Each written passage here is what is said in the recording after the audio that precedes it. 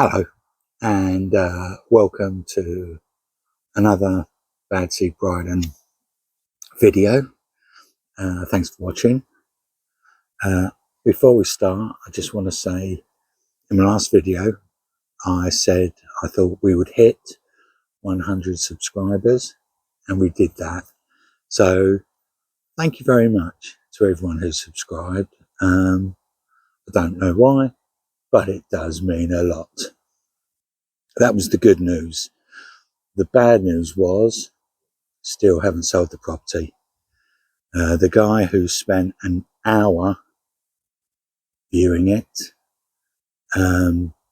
decided he had a gut feeling that it wasn't quite right for him, although he couldn't put his finger on why.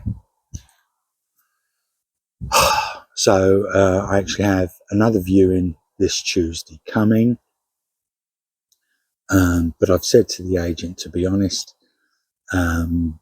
if we haven't had an offer by mid-October, I'm going to take it off the market and wait until the new year and then put it back on the market. Plans haven't changed. I want to retire to France. Just kind of feel that my house is holding me hostage. What can you do other than go slightly crazy? So this week I've got two properties of the week. I don't know why these two, I do know why these two caught my eye. It's because they're two very different buildings in two different parts of France, but there's only 5 meters difference in the floor plan. And something about that struck a chord with me, so I thought I would put a video out on it. So here they are, two properties for you to view and compare. Let me know what you think in the comments. So I found both of today's properties through the Seloger website, and you can see here the area I'm searching in. What I've done is I've set criteria as not an occupé de viager, a property you can move into, within this search region, up to 150,000 euros, with at least 3 bedrooms and 10,000 meters of land, and that search returned 23 properties. And as I mentioned earlier, the first property we're going to look at is in Brittany, one for all you shipping forecast aficionados. It's in a place called Latz, hope I'm pronouncing that correctly, which is in Finisterre. And being in the west of France, is exposed to that Atlantic coast, and really I think you'd be looking at taking advantage of Roscoff, Saint Malo, ports, maybe Cherbourg at a pinch. So this property is brought to market by the Immobilier IAD. They supply a few photos of the outside. You can see, I'd say this property is a little more cottage than longère.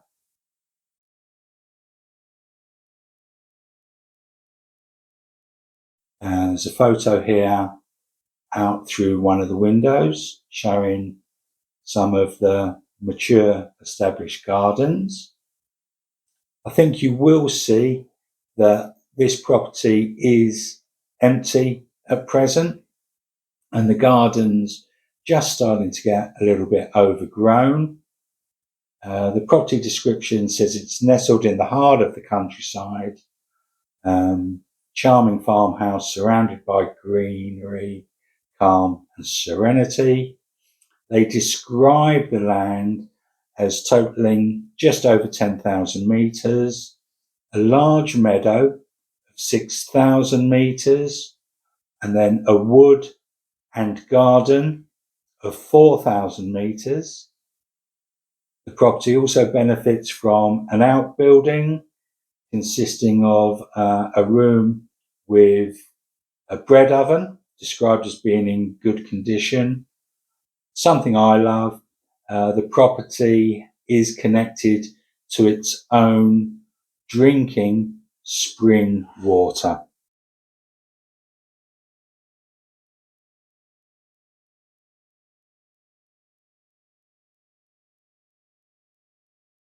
Then we're also supplied with some photos of the interior. You can see this is the living space. Looks like it's been recently decorated, nice and clean. Wiring looks relatively new. Nice open fireplace for the winter and some nice garden doors leading outside for the summer. You can see it's quite a long drag from one end of the building to the other. We've got a picture of a kitchen with some lovely detailing there on, I guess, what was an open fireplace. An interesting looking shower room. I don't know if on the left there that's plumbing for a washing machine or a sink. Not sure. And then we have pictures of bedrooms 1, 2 and 3. I can't tell whether that's lino or original flooring there. Possibly looking a bit 70s in bedroom 1. You know, bedroom 2, bedroom 3. Good, clean, habitable rooms, good storage.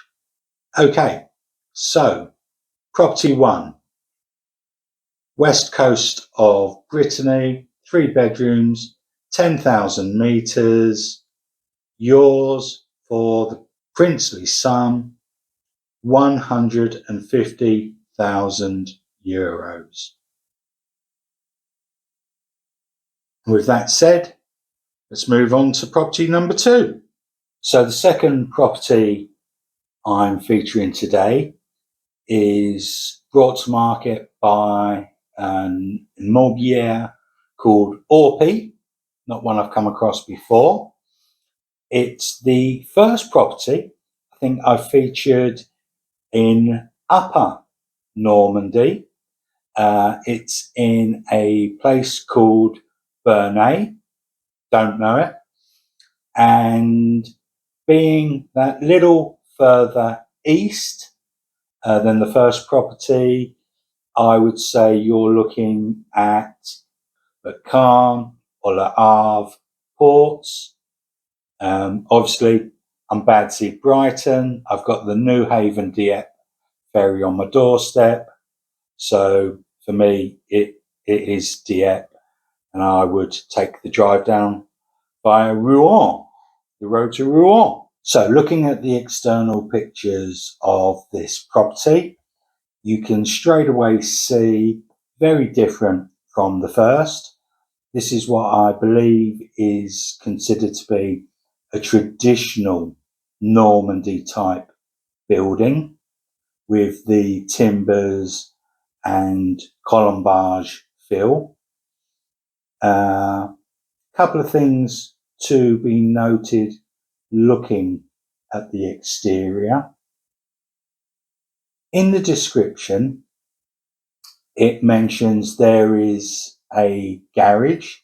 I think you can see on the right hand side here, there's a wooden building. Looks more like a wood store than a garage to me. But the description also says, by separate access, a further 2 rooms to renovate, bringing a further 20 square metres of footage. So I think I can see 3 doors to the front of this property, and guessing either the one on the left or the one on the far right would lead to part of the property that you could use to actually extend. We've then got this photo of the rear of the property. I'm guessing this is behind the garage. I don't think it does it any favours, to be honest. It looks a little bit Darling Buds of May to me. I suppose the one thing, as nice as the colombage looks, it's harder to maintain. And I think some of this behind the garage, looking a bit tired, probably wants to come down. And also 2/3 of the way down the building, where there's that little bit coming out, that looks like that needs attention as well. Unlike the first property, we don't have the gravel approach. And I think, as these other photos show, it's 1.5 hectares, just shy of 16,000 square metres. It looks like it's been predominantly agricultural usage.